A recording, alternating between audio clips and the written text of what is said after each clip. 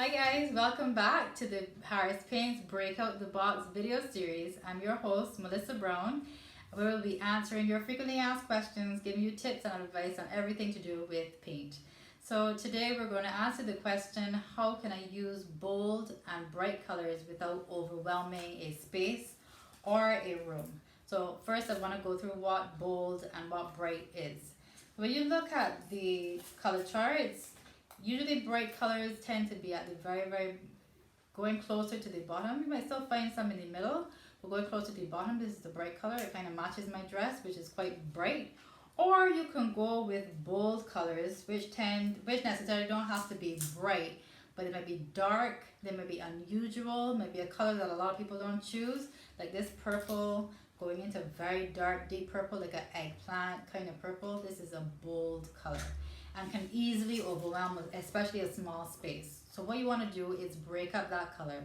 You want to use the accent wall, or maybe use the color to just trim the top of the wall, like 3/4 ways down. Anything like that, you can get loads of ideas from the internet or from Pinterest on how to use spots of color.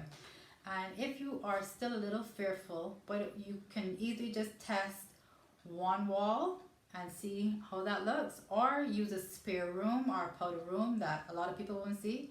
When you get over your fear, go color crazy and just try experimenting using color. Choose an accent wall. Another tip is if you're in a bedroom and the wall behind your bed is facing you when you walk in, so when you walk in you see that wall, that is a good wall to choose for your accent color. You tend to see the color when you walk into the room, but you don't see the color when you wake up first thing in the morning.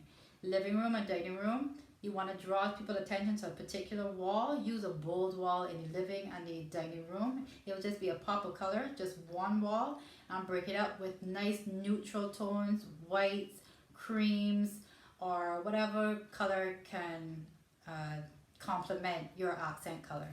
So hopefully that tip helps. See you next time. Don't be afraid to use color. Try it out. Get creative. Until next time.